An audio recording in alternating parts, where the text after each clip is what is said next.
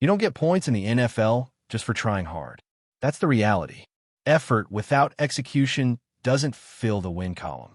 And no matter how much hustle you've got behind the scenes, it's not going to show up on the scoreboard if the results don't follow.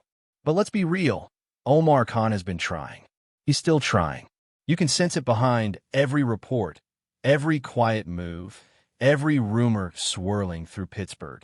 And as frustrating as it might be for fans to hear, especially as the season opener creeps up, the Steelers are still staring down the barrel of the exact same problem they had last year, a glaring absence at the wide receiver 2 position. Now, remember what happened last season? George Pickens was the guy, the only guy, no true number 2 behind him. And when he got hurt, the offense unraveled. It wasn't just that there wasn't another elite option. There wasn't even someone on the roster who could mimic his role, his routes, his impact. It was like taking a wheel off a bike and expecting it to keep rolling. Predictably, it didn't. So when the Steelers pulled off the move for DK Metcalf this offseason, fans had every reason to get excited. For a moment, a short, shimmering moment, it looked like the problem had been solved. Metcalf and Pickens lining up together? That's a nightmare for opposing defenses. But then came the trade. George shipped out, and boom, just like that, it's back to square one. Pickens is gone, and the excitement of Metcalf's arrival is clouded by the same lingering question. Who's going to be that second guy? Omar knows this. He's not blind to it. He's out there pounding the phones, working through options.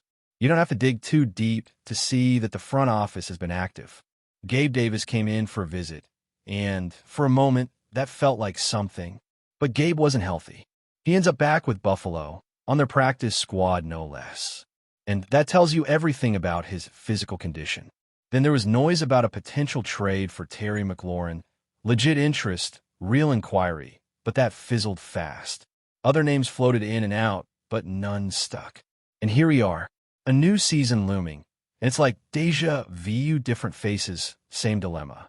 As of now, your second wide receiver is probably Calvin Austin. Roman Wilson is likely next in line. Then you've got guys like Scotty Miller and Ben Skowronek rounding out the depth chart. And if you're hearing those names and thinking, wait, this is what we're banking on behind Metcalf, you're not alone. Now, Mike Tomlin was asked about this. He didn't shy away from it. He pointed to the team's depth at tight end. He name-dropped Jonnu Smith, Pat Freiermuth, Darnell Washington. He even mentioned Roman and Calvin again, emphasizing that today's NFL doesn't revolve around rigid WR1/WR2 structures like it used to. Instead, it's about versatility, about getting production from a variety of spots. And hey, there's merit to that idea. You can build a modern offense around that kind of flexibility, especially when you've got a unicorn like Jonnu, who doesn't really fit neatly into any one position category. But here's the thing.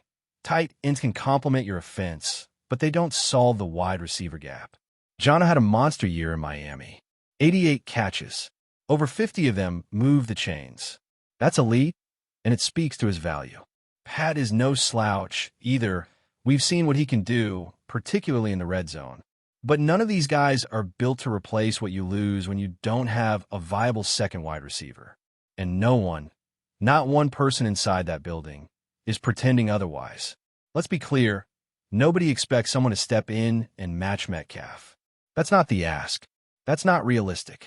You don't just pluck a $150 million wideout out of thin air. But you need someone who can fill in the gaps, who can run those deeper routes, who can stretch the field when coverage shifts toward Metcalf. Think about what Mike Williams was supposed to be when he came in. That big frame, the contested catchability, the vertical threat, all those traits that make a difference even if the volume isn't huge. That's the mold the Steelers need to fill.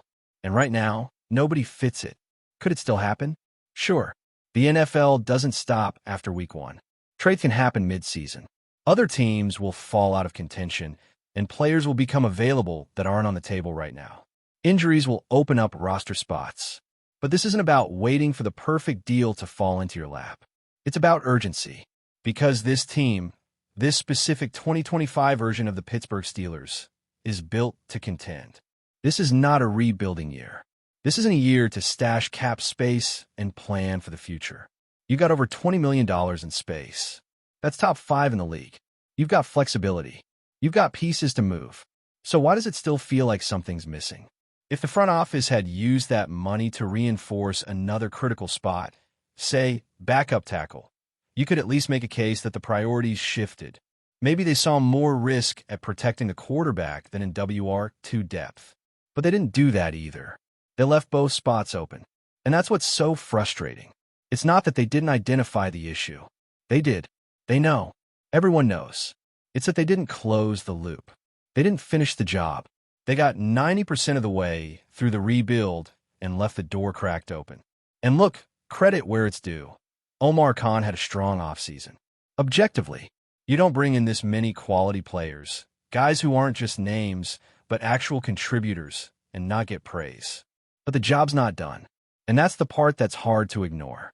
Because the lack of a second wideout isn't some minor detail. It's a structural issue. It changes how defenses scheme against you. It changes how your quarterback progresses through his reads. It changes how your offensive coordinator calls a game. One guy, even a guy like Metcalf, can't shoulder that alone. Not in today's league. And yes, the idea of turning the tight end group into a focal point of the passing game is interesting. There's potential there. It gives you mismatches. It forces defenses to go heavier, which opens up the field in different ways. But again, it's a complement, not a solution. Because let's be real, the first time you see a check down to Scotty Miller on 3rd and long, you're going to feel it. That moment of this again, it's coming. And the worst part is, it's preventable. This wasn't a mystery. This wasn't a surprise issue that popped up late in the preseason. It's been there since Pickens left. And it's still there now. So where do the Steelers go from here? There's time. Not much, but some. The trade market is still open. Veteran cuts will happen. Guys will become available. But the clock is ticking. And the longer they wait, the more it feels like a gamble. Hoping that someone on the roster takes a leap, that Calvin Austin becomes something more, that Roman Wilson is ready before he's truly ready. It could work, but it's risky. And this year, more than ever, doesn't feel like the time to roll the dice. There's another layer to this whole situation that isn't getting talked about enough, and that's the cap space. Over $20 million. Sitting there, untouched, unmoved, in a league where competitive windows open and shut in the blink of an eye. Having that kind of financial flexibility should mean something. It should translate into immediate action. The Steelers, as an organization, pride themselves on stability. It's part of their DNA. They don't panic. They don't make desperation moves. That philosophy has served them well over the years. But this isn't the kind of situation where patience is a virtue. This is one of those rare times when aggression should take priority. You've already signaled to your locker room, to your coaching staff, to your fans, that the time to win is now. So follow through. Reinforce the weak link before it breaks under pressure. Now, let's go back to Mike Tomlin's comments for a second. The way he framed it, this idea that there doesn't need to be a defined WR2, that production can come from various positions. It's not just coach speak. It's a real strategy. And when it works, it creates a lot of unpredictability. But here's the issue. It assumes that every piece functions at a high level, and more importantly, that one of those various options can actually step up and take over when necessary. Because you can't manufacture matchups if you don't have the players who can win those matchups in the first place. Calvin Austin has speed. Roman Wilson has upside. Jonnu Smith is a yards-after-catch machine. Freiermuth can work the middle of the field with power and precision.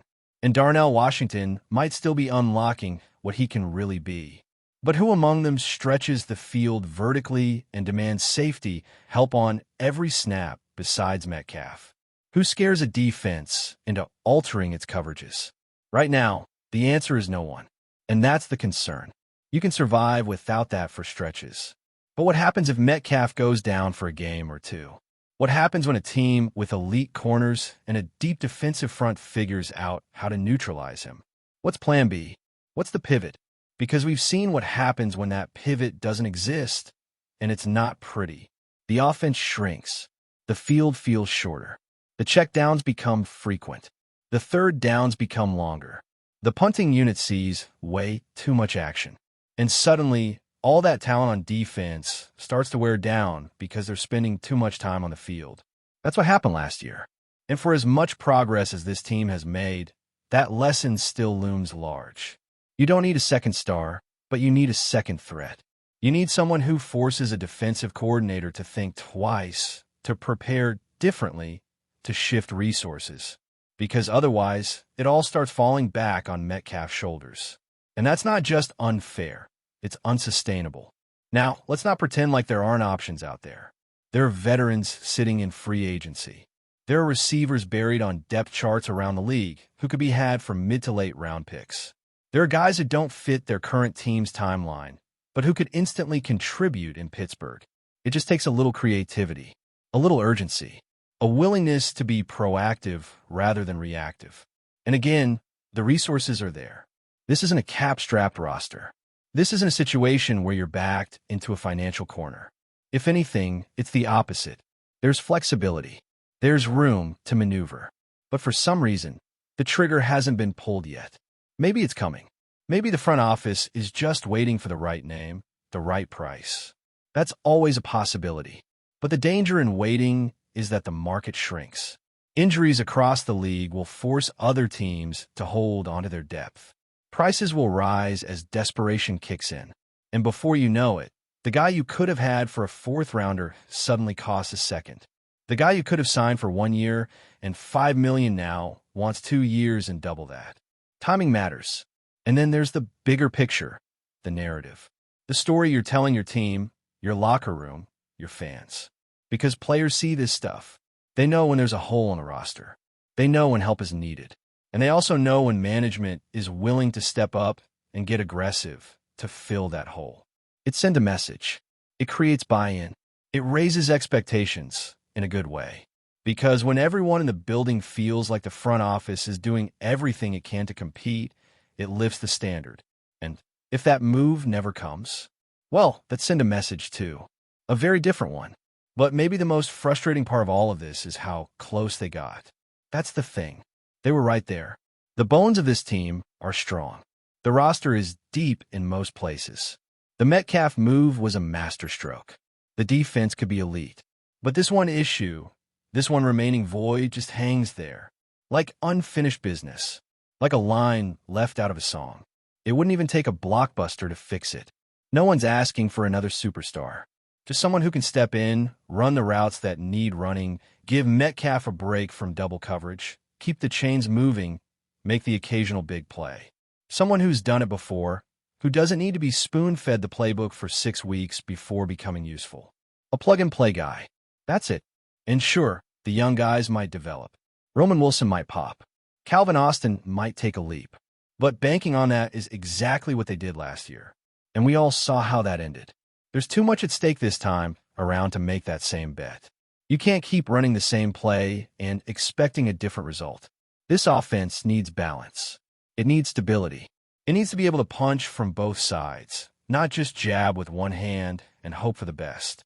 And in a division as stacked as the AFC North, with defenses like Baltimore and Cleveland breathing down your neck, you can't afford to be predictable. You can't afford to be thin. It comes down to this. You've already made bold moves. You've already committed to a win-now approach. You've already told the world that this team is ready to take the next step. So take it. Finish what you started. Don't let a missing piece keep you from getting where you want to go. Because if this team falls short and that gap at WR2 ends up being the reason why, everyone's going to look back and say the same thing. You had the money, you had the time, you had the opportunity, and you let it slip. And then one Sunday afternoon, in a game that matters, you'll see the ball swing out wide to Scotty Miller on a critical third down. And it'll hit like a punch in the gut. Not because Scotty can't play. Not because he's a bad option. But because he was never supposed to be the option. That's the weight of not addressing the WR2. That's the risk of hoping the cracks don't spread. That's what the Steelers have hanging over their heads right now. And until it gets addressed, it's going to remain the one asterisk on what otherwise feels like a team ready to contend. But before we dive in, don't forget to subscribe to Steelers Nation Central and hit the like button on this video. Your support helps us keep bringing you the latest updates on the Pittsburgh Steelers. And don't forget to share your thoughts on the news in the comments below. Exploding onto the headlines in Pittsburgh, the Steelers have reportedly secured a blockbuster deal that has set the city and the entire NFL world buzzing with excitement and speculation. According to multiple insider sources who have chosen to remain anonymous, the team's acquisition of Meyers, Corley, and Richardson represents a seismic shift in the franchise's strategy, signaling that Pittsburgh is intent on making a statement this season that resonates far beyond Heinz Field. Fans have taken to social media in droves, analyzing every possible angle of this massive trade package, with speculation ranging from the potential impact on the Steelers' offensive schemes to how these new players will fit into an already complex locker room dynamic. Industry analysts have weighed in, suggesting that Meyers' agility and field vision could redefine the team's passing game, while Corley's tenacity on defense might finally shore up weaknesses that have plagued the Steelers for several seasons. Meanwhile, Richardson's versatility and adaptability are rumored to be the secret ingredient that could elevate Pittsburgh's overall performance, providing both depth and strategic flexibility. Amid the whirlwind of excitement, questions abound. How will the coaching staff integrate these new talents? And will the rumored financial details of the trade package hold up under league scrutiny? Every fan and pundit is now watching closely, with the air thick with anticipation and the unmistakable scent of a game-changing transformation in progress, as whispers and insider chatter dominate the conversation in sports bars, social media threads, and analyst panels alike, making it clear that this is far more than a simple roster update. Analysts and fans alike are now fixated on dissecting how the arrivals of Meyers, Corley, and Richardson could transform the Steelers' strategic identity, with conjecture ranging from offensive acceleration to defensive dominance. The narrative emerging from Pittsburgh is one of calculated ambition, as if the front office has meticulously designed a scenario where all three players' strengths complement one another, creating a synergy capable of shifting the balance of power in their division. Meyers, often described by commentators as a game-changer with unmatched agility and instinctive precision, might redefine quarterback targeting strategies, forcing opponents to rethink their defensive alignments in anticipation of his presence on the field. Corley's reputation as a defensive disruptor has sparked debates about whether his addition could finally resolve long-standing gaps in the Steelers' secondary, providing a level of containment and pressure that has eluded the team in critical matchups. Richardson, celebrated for his flexibility and football IQ, could become the linchpin around which new schemes are designed, giving the coaching staff unprecedented options to adjust to in-game developments with fluidity and creativity. Every insider leak, every speculative report, and every passionate fan post seems to amplify the sense that Pittsburgh is on the brink of a transformative era, with some suggesting that this trio could be the missing ingredient that turns a promising squad into a dominant force capable of challenging league powerhouses. The city's atmosphere reflects this anticipation, with local bars, sports radio programs, and online communities buzzing with fervor as supporters dissect highlights, historical performance metrics, and potential lineups, all while rumors swirl about locker room dynamics, leadership hierarchies, and the chemistry that may or may not materialize between these high-profile additions. It is precisely this blend of hope, uncertainty, and speculation that fuels the ongoing narrative, keeping the Steelers' name at the forefront of sports discussions across the nation.